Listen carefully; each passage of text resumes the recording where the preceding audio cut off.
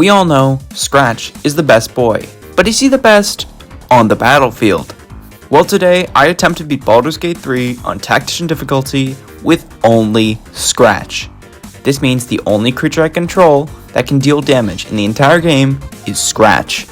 A few important details is that I am not playing this solo, as having only one very weak summon that can be summoned twice a day will die almost instantly unless buffed and healed. None of my characters or any creature I control except Scratch can deal any damage or kill anything by dealing damage.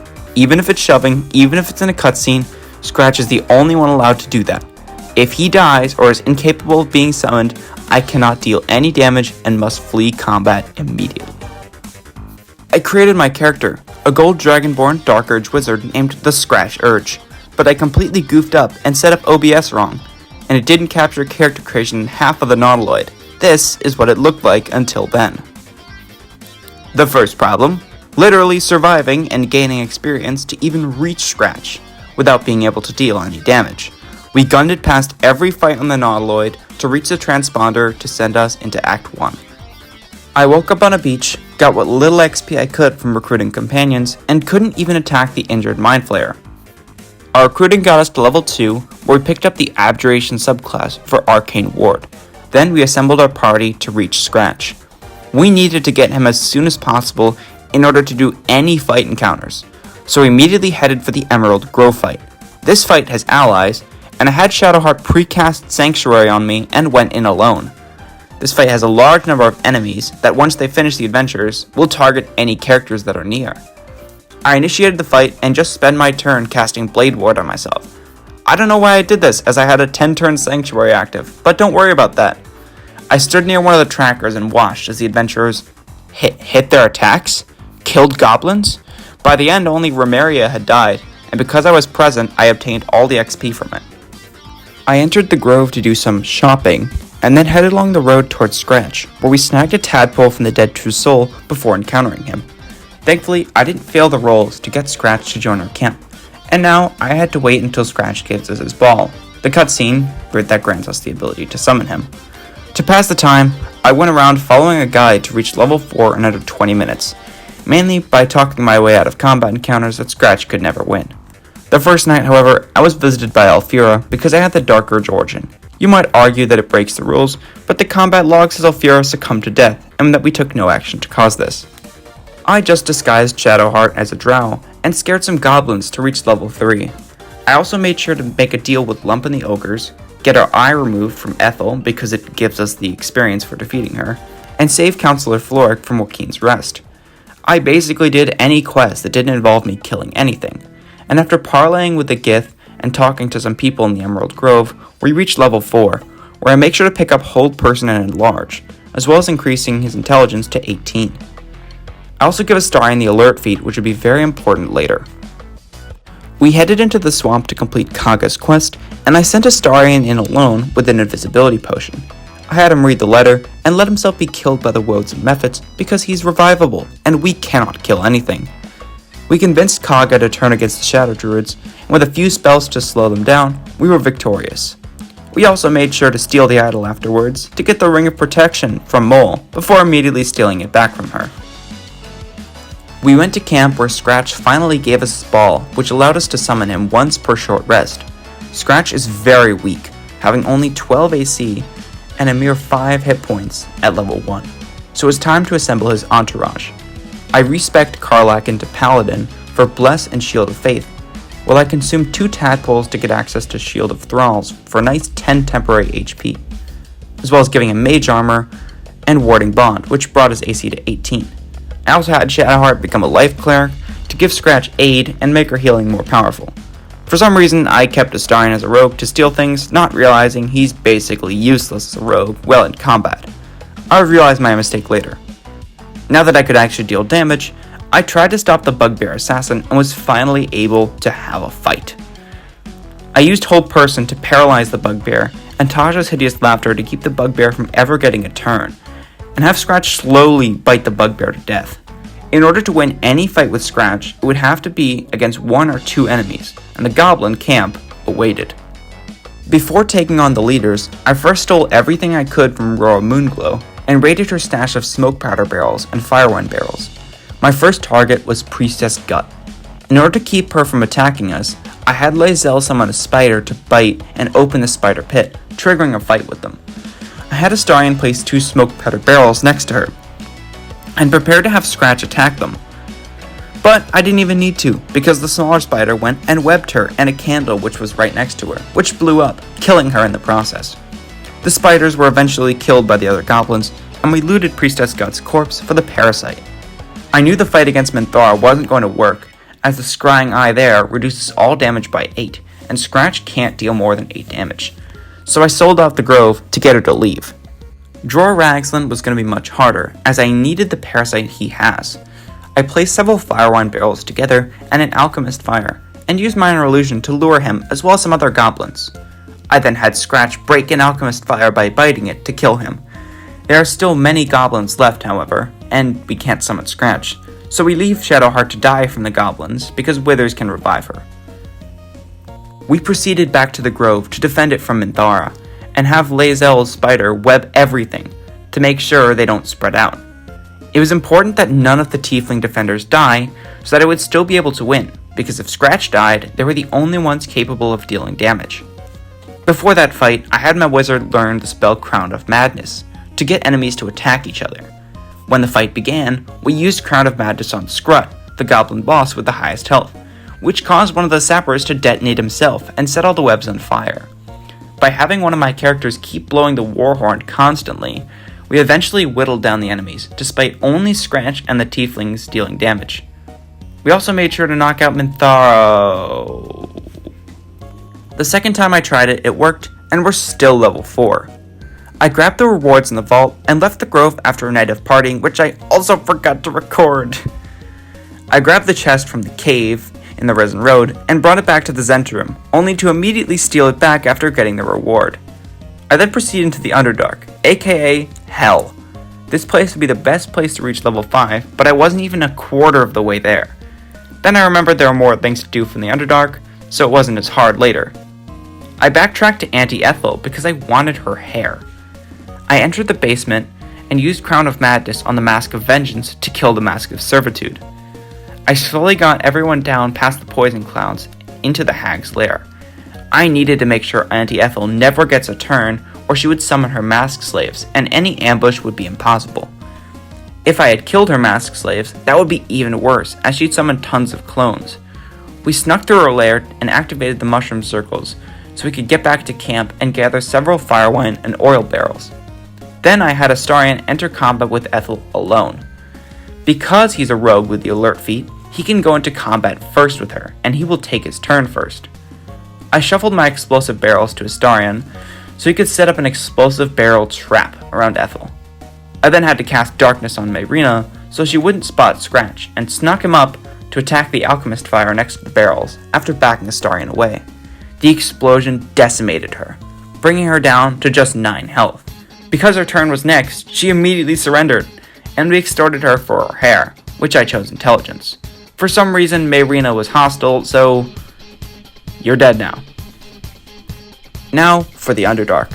There are almost no opportunities for role-playing XP, and fights are rough when the maximum damage you deal around is 8. To help with this problem, I grabbed Falar Aluve, one of the only ways to deal extra damage with its Shriek aura, and completed the quest for Ammelium to buy the Boots of Stormy Clamor for later. I also grabbed Melf's first staff to improve my spell save DC. In the depths of the Arcane Tower while I was there, I collected the Staff of Arcane Blessing for an extra bless. This would be helpful, and I assumed it worked on Scratch. It didn't work the way I thought it did. The Dwargar invaders were next to die, so I tried luring them near the Hook Horrors, assuming they would fight each other, with minor illusion, leaving only Lurgan remaining. I had my character try to use whatever possible to incapacitate him, while Scratch just kept biting him. After a long time of 35% chance misses, we finally beat them. We collected our rewards from Sovereign Spa, and proceeded across the lake to Grimforge without doing Sovereign Glut's quest. We persuaded Corsair Greymon to let us through, finally reaching level 5, where I picked up Glyph of Warding and Counterspell. I also respec'd Astarion into Bard for Bardic Inspiration and gave him the Boots of Stormy Clamor, which would be important later. I once again sided with Elder Brithvar and the other rebels, and snagged the rune powder barrel from Philomene, after a few tries. I also got the Protectee Sparks Wall for an extra +1 to spell save DC. I wouldn't really use the lightning charges thing, but the spell save DC is amazing. I freed Nier and got help from the rebels, but not dealing any damage makes it really hard to survive. So I grabbed Karlach as a paladin and had her square off against Nier. The fight began very well as I successfully paralyzed the archer where I was and had Scratch bite her to death without even getting a turn. The Absolutist and Dwergar battled each other, where I had Karlach stall Nier, and had Astarion keep using True Strike for stacks of reverberation. Yes, I am stealing a combo Fracture Made, and I feel no remorse for doing so. Our allies eventually finished Nier and the others, and we proceeded into the Ancient Forge. The Grim fight was going to be very hard on its own, but I had a plan. My characters would focus entirely on keeping Grim busy, the lava valve turning, and moving him under the hammer, and Scratch would just bite the lever to drop it down on him. Then the Mephits showed up. This wasn't much of a problem, as they weren't allies with Grim and targeted him, but eventually we ran the hammer down for the third time and crushed Grim with no casualties. Okay, one casualty. After we collected the adamantine armor, we headed into the mountain pass and the Githyanki creche, reaching level 6 in the process. This granted me access to projected ward, the real reason I became an abjurer wizard, which would allow me to shield Scratch, mainly Scratch, from damage as a reaction. This also gave Karlach Aura of Protection to grant all nearby allies a bonus on saves. On the way, I deceived an old lady into thinking an owlbear egg was a Githyanki egg, then proceeded into the creche after robbing her blind. I had Astarion disguised as a Githyanki to help us get into the creche, and we immediately headed for the infirmary. By passing 3 very difficult checks, we get access to the Awakened buff, which makes all of our Lith powers only cost bonus actions.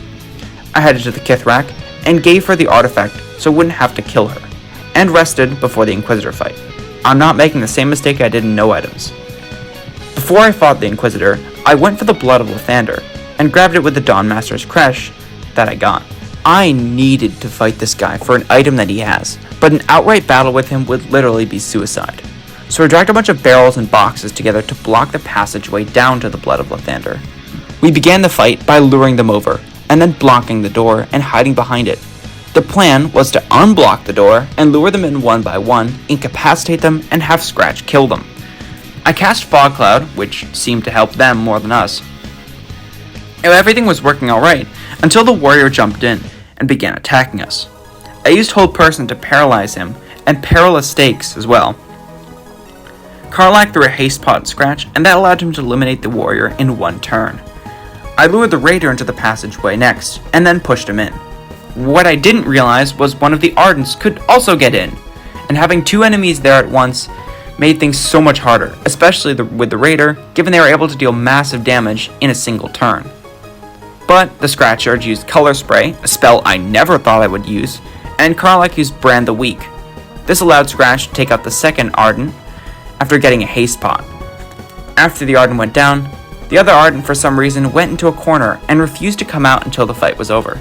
After the Raider went down, we only had 2 enemies left. Now I needed to let Wargaz in, because the other one was stuck. I quickly used Hold Person on him, as well as every other spell slot I had to hold him in place. Astarion used Falar Aluve, and we slowly, bite him with Scratch, by attacking him over and over. But about halfway in, everyone in my party ran out of spell slots, trying to incapacitate him. The Scratch Urge used Bestow Curse Dread on him, which actually landed. This curse causes him to sometimes skip his turn. But even with the curse, he still has a free parry reaction that reduces any melee damage taken by 10. Scratch can only deal 8 damage. This was given because of his weapon, so I used a Scroll of Fear to get him to drop it. On his turn, he fell prone trying to run away, and Scratch dealt the killing blow. After 25 combat rounds, we finished the fight against the Ardent, who refused to come out of the corner. Vlaakith appeared and was understandably impressed that a small dog killed their greatest warriors, and frankly, I was too. After arriving at Act 2, Scratch proved his combat prowess by killing the random Goblin at the start of the Shadow Cursed Lands. I had Astarion cast Light on the Scratch Urge, and we proceeded near the camp. Importantly, we do not enter the camp. just cross the bridge instead, without talking to the absolutists. We made it to the old house where Karnas and the absolute convoy passes by. We convince him to give us the lantern very easily, without a fight, and free the pixie within it, who rewards us by giving us protection from the entirety of the shadow curse. Very easy. We needed to reach level 7 as soon as possible, as it will give us access to 4th level spells. So we immediately head to Last Light Inn to acquire some gear. We use Minor Illusion to lure the quartermaster down the stairs and far away from everyone else, before blocking her in using a wheelbarrow and a box. Now we are completely free to rob her blind of everything she has. We robbed everything. Some important items Astarion stole included the Cloak of Protection and Shield of Devotion, which I gave to Shadowheart for the Shield Bash and the extra 1st level spell slots. After I had sufficiently stolen from Last Light, we left for now, as we cannot guarantee Isabel's safety for me or Marcus. And with all the winged horrors being immune to crowd control, that would make the fight 20 times harder than it's supposed to be. It's very common knowledge that all of the thorms can be talked to death, which avoids combat with them. You might argue that it breaks the rules, but none of these interactions involve me directly killing any of them, unlike pushing Corsair Greymon into the water, for instance. Old Garangoth Thorm is first up, and I convince her to pay back all the gold she stole from other people, which causes her and her skulls to explode, giving us a nice chunk of experience, without even doing anything. I planned to head to Moonrise Towers, but got a bit too close to Karnas and the Shadow Cursed Undead, and I knew it was no match for them after combat started. What did I do? I ran all of my characters into Moonrise, assuming the guards would attack them. They just didn't. Realizing this, I cast Haste on Scratch, and Karlach equipped the Blood of Lathander, which blinded the undead nearby, giving Scratch advantage to hit them. But because we cannot do any damage ourselves, and enemies rarely target Scratch, I equipped the Holy Lance Helm, which causes enemies to potentially take damage if they miss their attacks against Karlach. This, technically, is allowed. The first one, being an absolute genius, kills themselves trying to kill Karlach. I had Astarion use Valar Aluve to have Scratch deal more damage, and we make sure to Perilous Stakes Karnas, as he was our first target. Scratch bit him several times, dealing a respectable 16 damage per attack. After a few rounds, Karnas tried to attack Karlach, who has the highest AC, and kills himself as well. The others just do not fare any better, and we very quickly take out the final one. We were so close to level 7, and before meeting Ketheric, we brought the Fistbreaker Helm, giving the Scratch Urge another +1 bonus to spell save DC. We also have the Battle Mage's gloves, but because we can't deal any damage, we're basically useless. I meet Ketheric and make sure to save Minthara, who's being tortured. We immediately attack them, and for some reason Karis joined the combat encounter, doing absolutely nothing.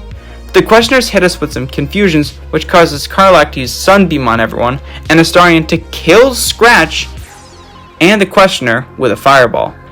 Since he was confused, that was fine, and thankfully Minthara was still around, given we couldn't resummon Scratch. A hold person from the Scratch Urge, and Minthara attacked twice to easily kill them with Smite on critical hits. We throw an Invis Potion on Minthara and sneak out through the docks. I click to jump, and the camera forces my jump slightly to the side, instantly causing me to jump off the ledge. Well, this was embarrassing. Minthara escaping got us to level 7, where the Scratch Urge and Astarion learned Confusion, and Shadowheart got access to the one summon spell from clerics that is not controllable, Guardian of Faith. But even though we didn't control it, it's still very bad, so we basically never used it, even though it didn't violate any of the rules.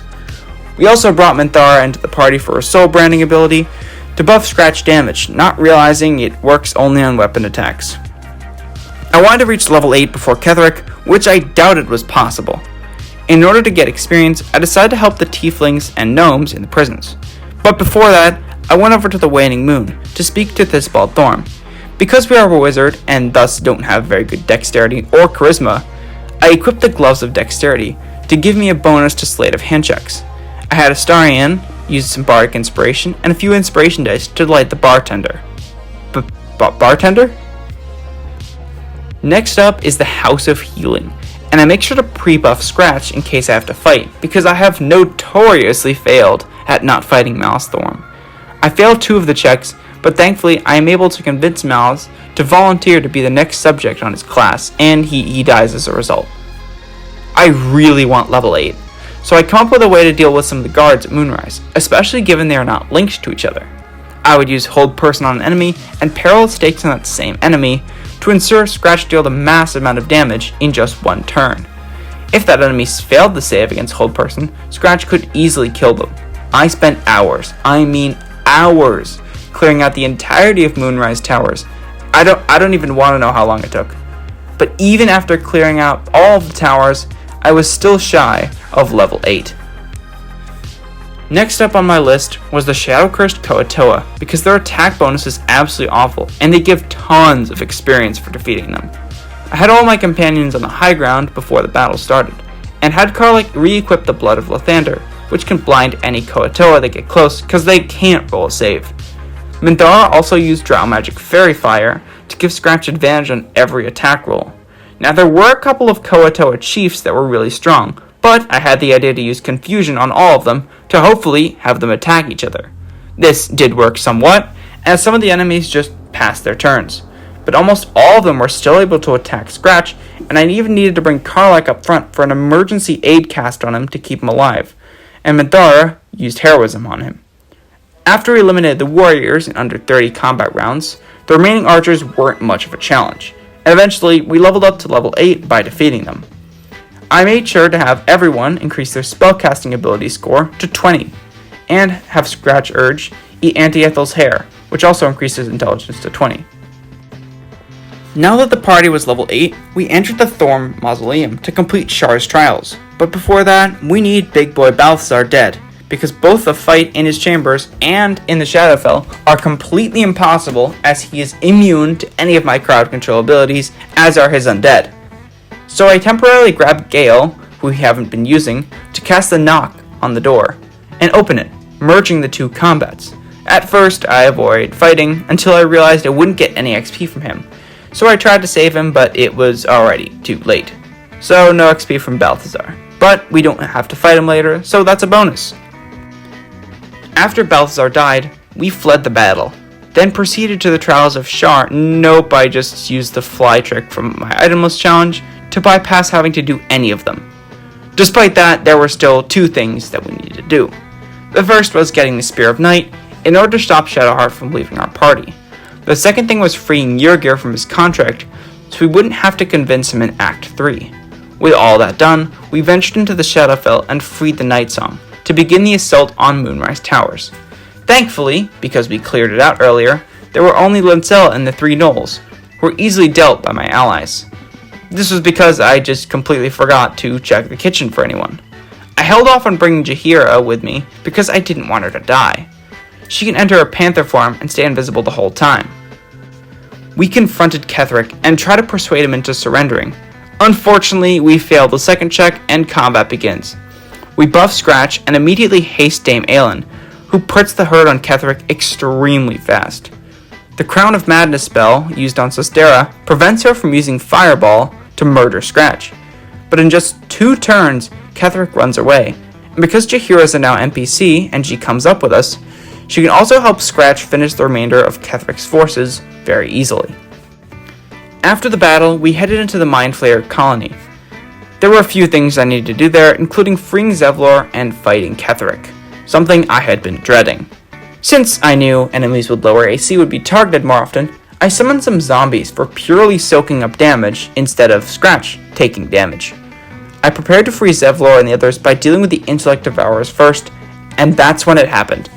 I made sure to turn off opportunity attacks for my characters because, I wouldn't want that to happen. But a single opportunity attack from a zombie killed an Intellect Devourer.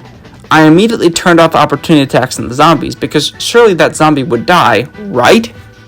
Said zombie began to kill Intellect Devourers left and right, and each kill just made another zombie. This is what it looked like on their turns.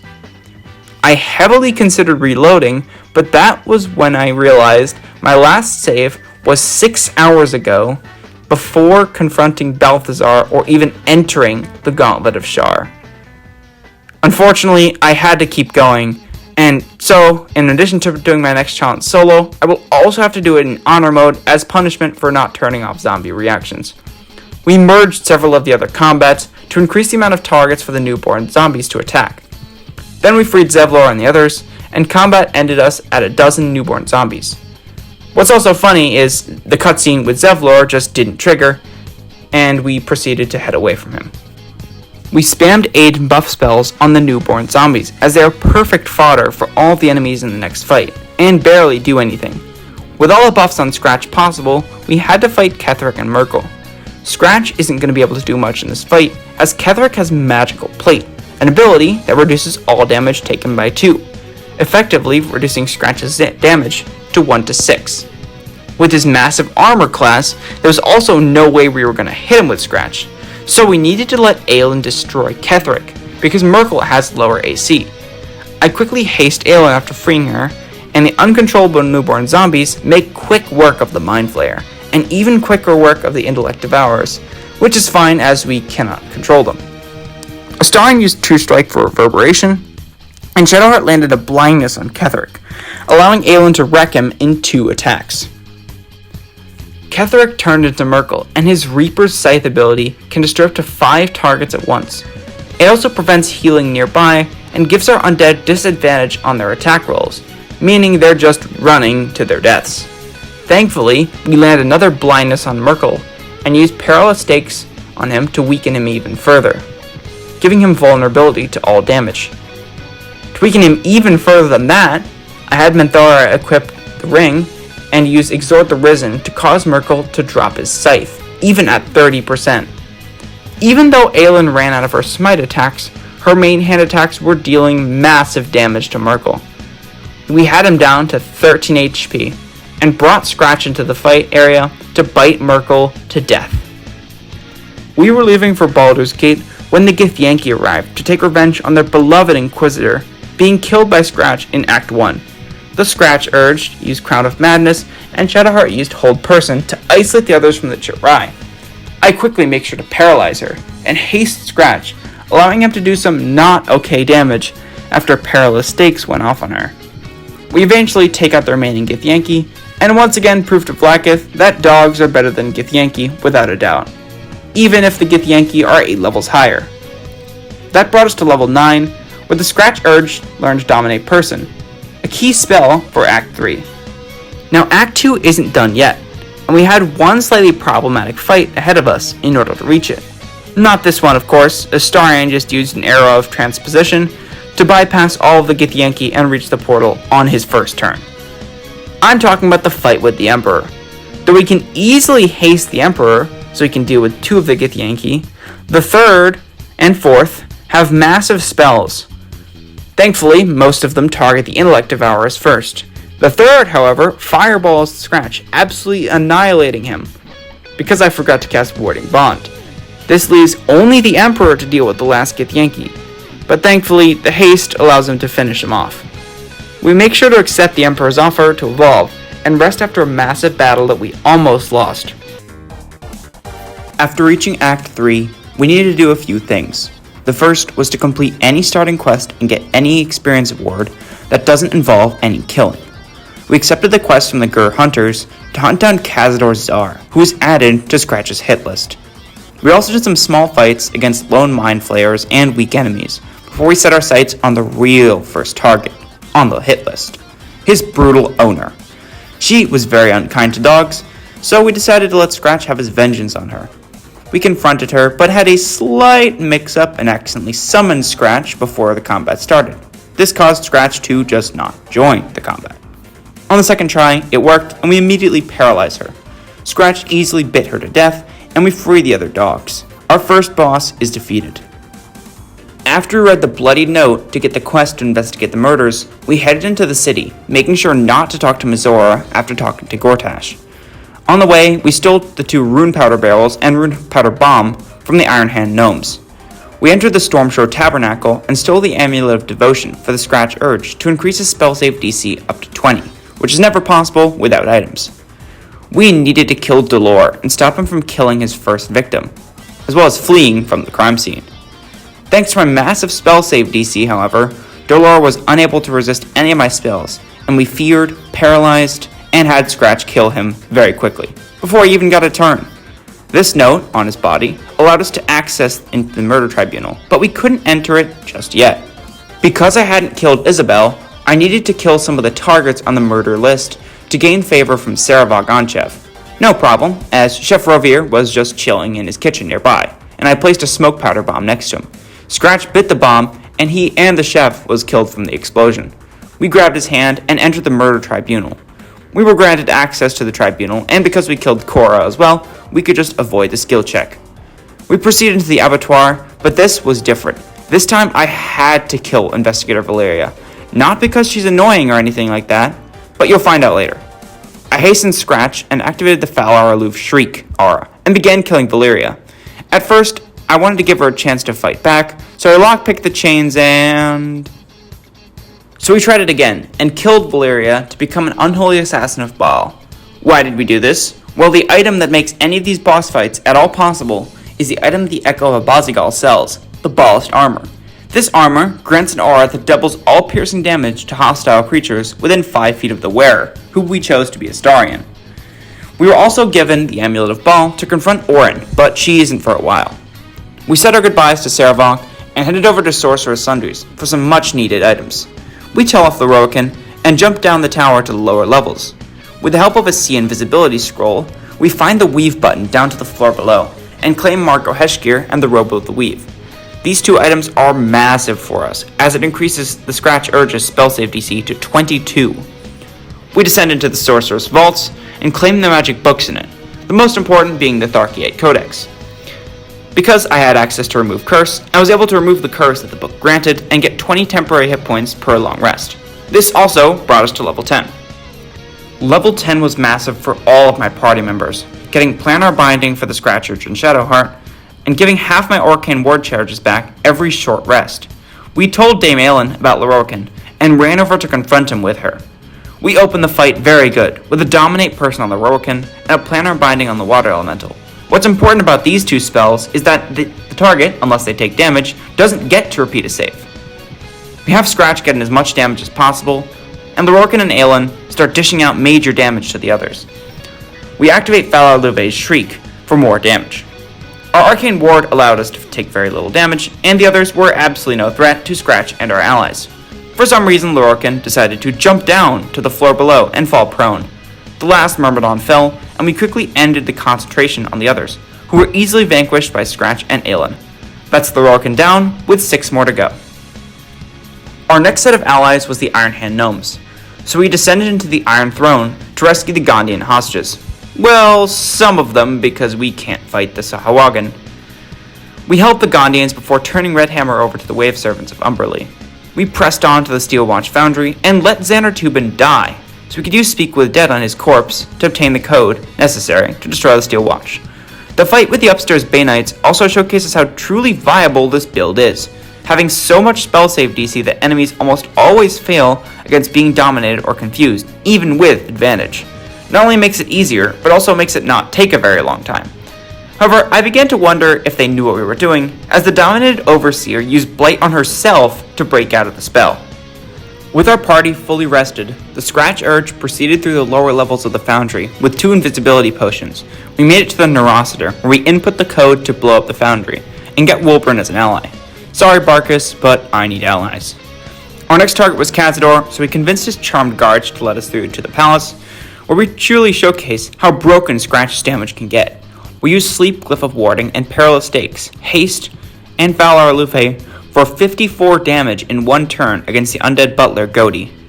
After clearing the ballroom of its very weak enemies, we reach level 11 and pick up not only Globe of Invulnerability, but also one other spell. This spell is considered to be one of the worst spells in the game because of its sheer chances to not work, but it would trivialize almost every boss on this list. I am of course talking about Flesh to Stone.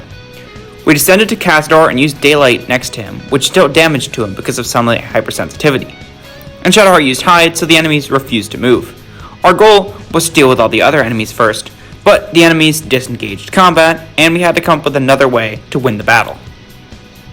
Because the Daylight was still there, the Scratch Urge used Flesh to Stone while hiding. By that point, Cazador had moved out of the Daylight, so he wasn't taking damage from it. I had hoped to take him out without starting combat, but Scratch got spotted. By that point, Cazador had failed 2 of the 3 savings throws to resist the Flesh to Stone spell. Astarion used plant growth and we backed up the stairs.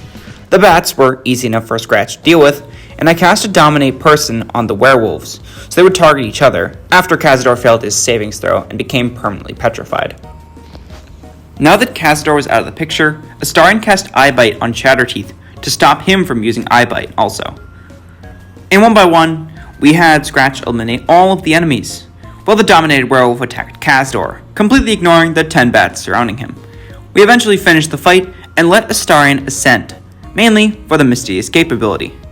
We escaped through the side exit to avoid the Gur fight, and that is the third boss defeated. With Cazador defeated, our next boss was Viconia, but before that, I headed over to Mystic Carrion. We didn't need to complete his quest for the Torch of Revocation, but he sold the Hood of the Weave, which brought the Scratch Urge's spell save DC to 23. We proceeded near the House of Grief and convinced a man to give us all his gold. This fight was going to be rough, not because of Viconia, but her allies, who all deal an extra 4d8 damage whenever they hit with an attack. We start the fight by Crown of Madnessing one of the Crusaders. We need Viconia to take her turn, so she can use Wayward Heart or some other ability to break her sanctuary. Her minions just spent their turns dashing to get to us, and we Flesh to Stone Viconia. But then, it happens. Her Fidelians have darkness, which stops all of our crowd control from being effective, given we aren't immune to blindness. The first time, we were able to use Daylight, which dispels the darkness, and stop Shar's troops from getting their damage buff. The Scratch Urge used Grease to block the way, and Stage Fright to have enemies take massive damage on missing their attacks, while Scratch just attacked the closest thing he could. Viconia failed her final save against Flesh to Stone, and we used another Grease to stop anyone from getting up the stairs. On the enemy's turn, they would try to move and fall prone, which just ended their turn.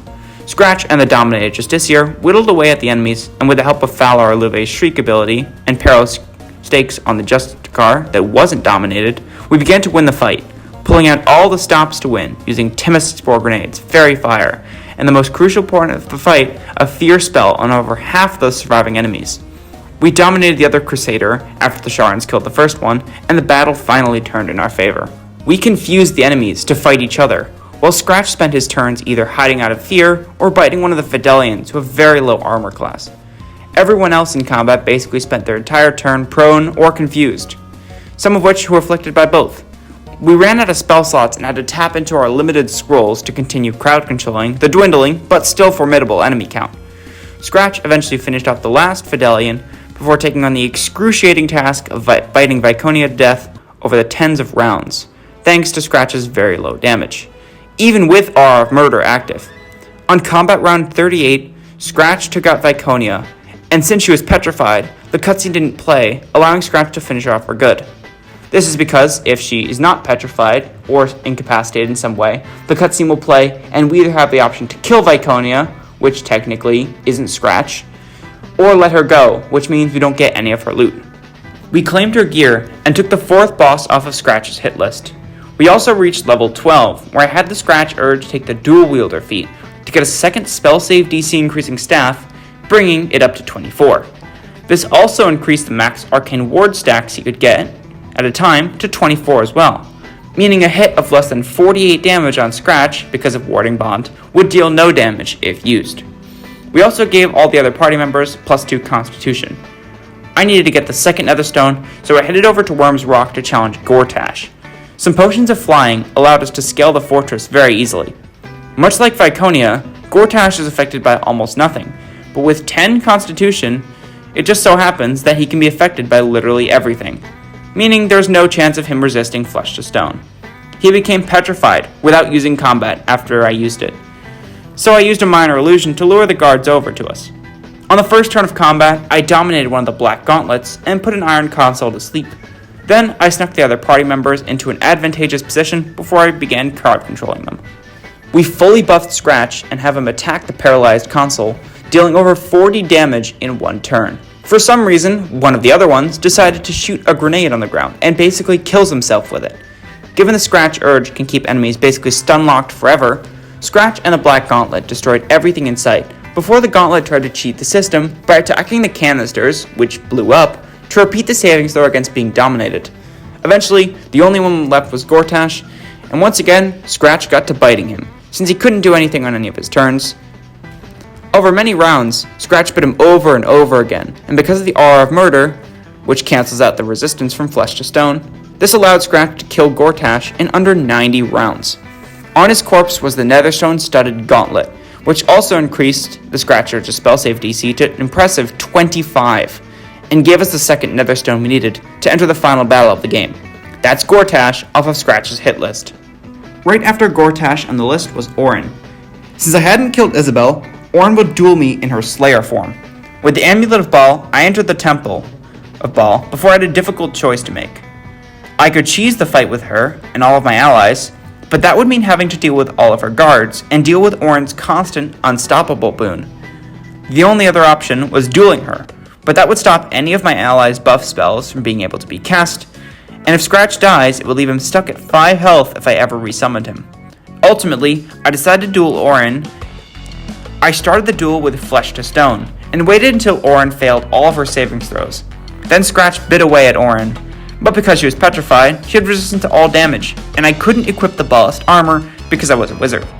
I could haste Scratch or hold monster Orin, while Scratch just kept biting her and killed her after 70 rounds of combat in an ever-expanding pool of blood. We ultimately refused Baal's blessing for the extra allies, and obtained the third Netherstone.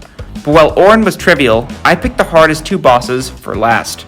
You might say to yourself that Flesh to Stone is way too powerful of a spell for this challenge. This spell allows every fight to be a win if they fail their savings throw. But the next challenge we would face wouldn't have that as an option, as the next target on the list was Raphael. We proceeded to the Devil's Fee to buy the Cloak of the Weave, bringing us up to full power with an earth-shaking spell save DC of 26, before making a deal with Helsik to bring her the Gauntlets of Hill Giant Strength found in the House of Hope. With a spell save DC this high, almost nothing can resist my spells, and you'll see the effects of that soon enough. Once in the House of Hope, we broke into Raphael's secret vault for the Staff of Spell Power, given it also has Arcane Battery. This essentially gave us 2 free spells. We get the code to dismiss the barrier, and Flesh to Stone Harlep, allowing Scratch to easily kill him.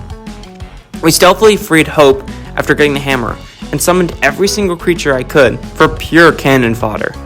Using the power of the Restoration Faucet, we cast every possible buff spell on my allies and summons before heading into the antechamber to confront Raphael. My summons are there to destroy the pillars, because those aren't technically creatures, and thus don't violate the rules.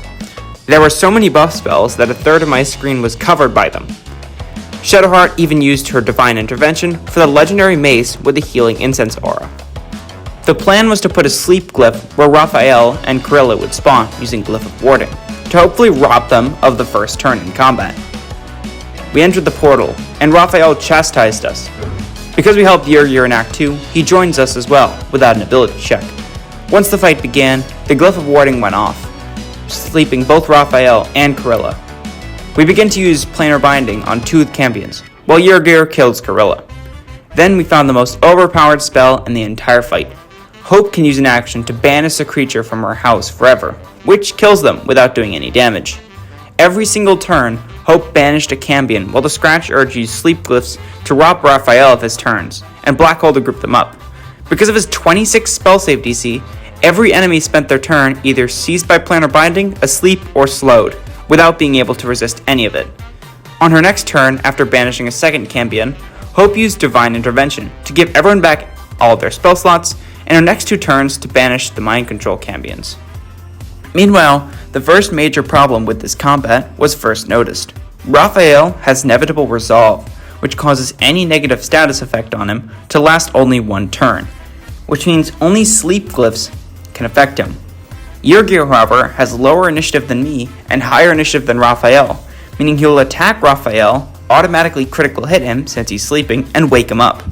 We paralyze Raphael and Perilous Stakes him, allowing Yrgir to do some incredible damage alongside one of the remaining champions that was dominated. Once the champions were all gone, that left only Raphael, silenced, affected by Perilous Stakes, and asleep half the time. We hold monster him, and alongside Yrgir and a weak Guardian of Faith, Scratch decimated Raphael, without even losing any allies, and removing Raphael from the hit list. The final enemy, the Netherbrain, was waiting for us. We descended to the Netherbrain, and make sure to have Astarion drink a Cloud Giant Strength potion before taking the boat there.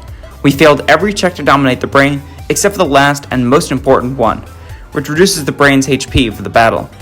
We freed Orpheus and decided to become a Mind Flayer, not just because it's overpowered, it is, because Orpheus in his non-Mind Flayer form has Globe of Invulnerability, a spell we absolutely need.